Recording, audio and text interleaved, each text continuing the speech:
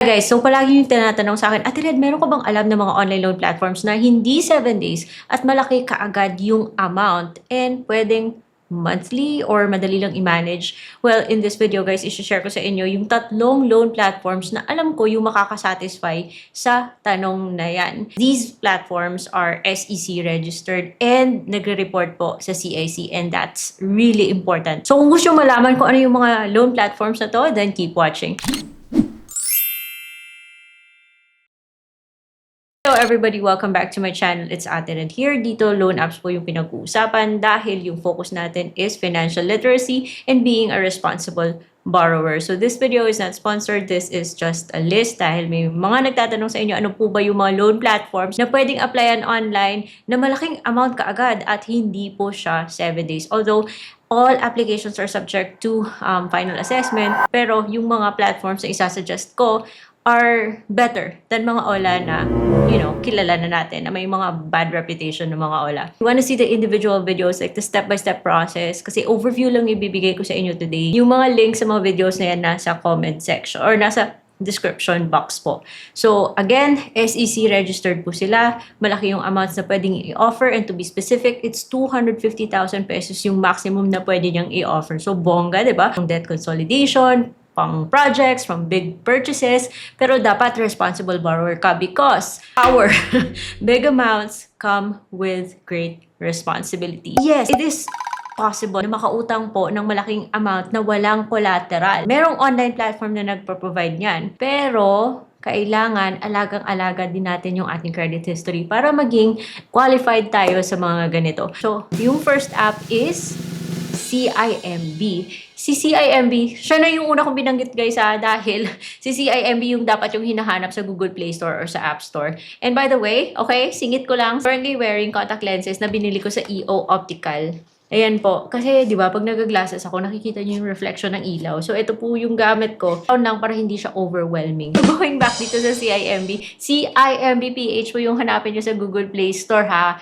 And CIMB offers what you call Revi Credit. Credit is actually a revolving credit na can offer up to 250,000 pesos. You will know na qualified ka either padadala ka niya ng text or email inviting you to activate. Available siya for select users. Just go to the app because CIMB is actually a banking app. And then under loans, apply for a CIMB product. And then makikita yung revolving credit which is Revi Credit. Just follow the prompts. And usually, pag may account ka na sa CIMB, andun na yung details mo. You just need to make sure that they're accurate and wala kang kailangang i-correct. And yun na yun. I was first given a 30,000 pesos na credit limit. And the more you use it, the more siyang tumataas. Sa time na 150 na sana, ginawa niyang 100. And then tumaas ulit and then bumaba. Ngayon, nasa 100,000 pesos yung credit limit ko dito. Ito, para siyang credit card without the actual card. Although, a little higher lang yung interest niya kasi nasa 4%.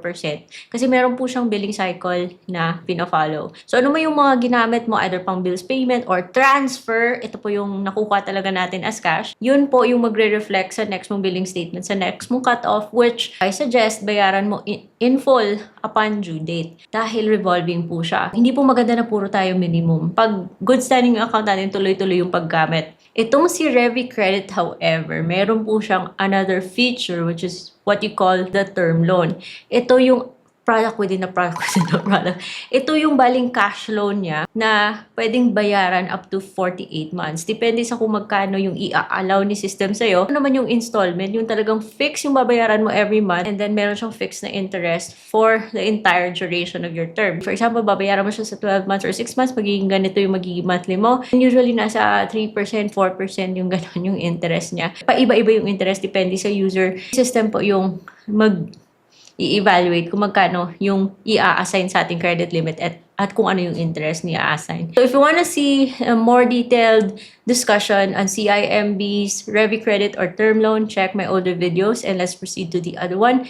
And ito naman I see Maya Personal Loan. So Maya Personal Loan is a lending product under Maya, which is a digital bank. So, si Maya PH, Maya, yun yung hanapin natin sa Google Play Store or sa App Store. Available siya sa any system, phone system. So, si Maya, meron po siyang ino-offer na personal loan. And you can borrow up to 250,000 pesos dito sa kay Maya na personal loan and payable up to 24 months. O 2 years yan ha. Meron siyang loan stub dyan. You can play around with the numbers to see kung magkano magiging monthly mo. Of course, it's just a calculator or a simulation kasi all loan applications are subject to final evaluation, final assessment, and then magpapadala siya sa'yo ng offer mo. Now, i-review mo pa yung offer mo, and if you're satisfied with the offer, then you accept the loan, and then marireceive mo sa Maya wallet mo yung proceeds ng personal loan mo, bale. So, maganda kay Maya kasi mababa lang yung interest. Say, for example, maghihiram ka ng, for example, 45,000 and then gusto mo siya bayaran in 6 months. So, magiging monthly mo is 7,871.76 for 6 months based on a monthly add-on rate of 8.83. 1.40% interest per month. Mababa na yun. Okay na yun kaysa sa Ola na tag to 12%.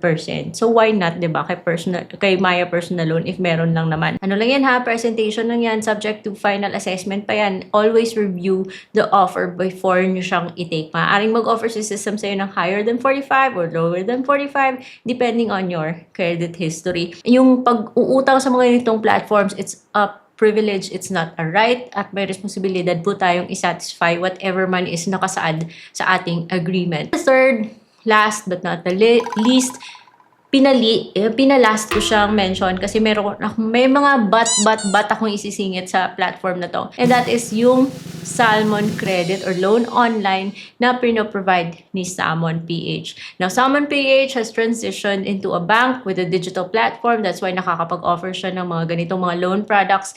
Si Salmon, meron pong tinatawag na revolving credit which can offer up to 250,000 pesos po na credit limit which is revolving. But, sa tatlong to na nabanggit sa vlog na to, si Salmon po yung may salmon. Si Salmon po yung medyo mataas yung interest and mine is 9%. That's pretty high.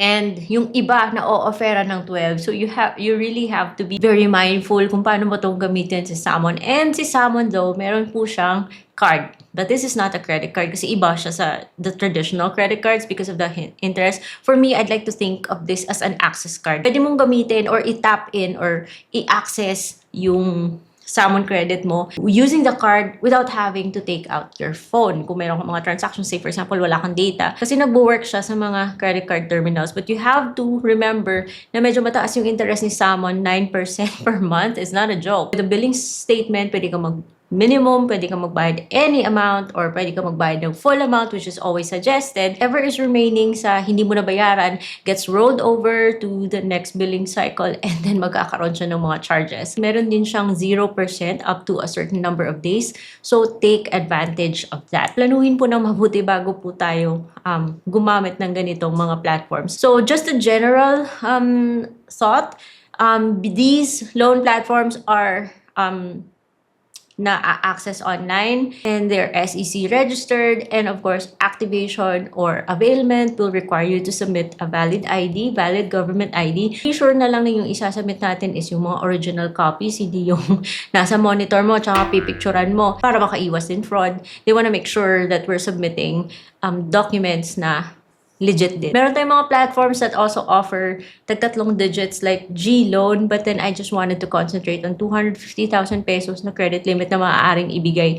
Isasama ko sana si Uno Bank, but Uno Bank now offers up to 500,000 pesos na personal loan. And I personally am not a fan of Uno Bank and Tonic. Anyways, so yun lang guys. I hope meron kayo natutunan in today's video. And kung meron ako nakalimutan, kung meron kayong gustong dagdag, let me know in the comment section and I will see you on my next vlog.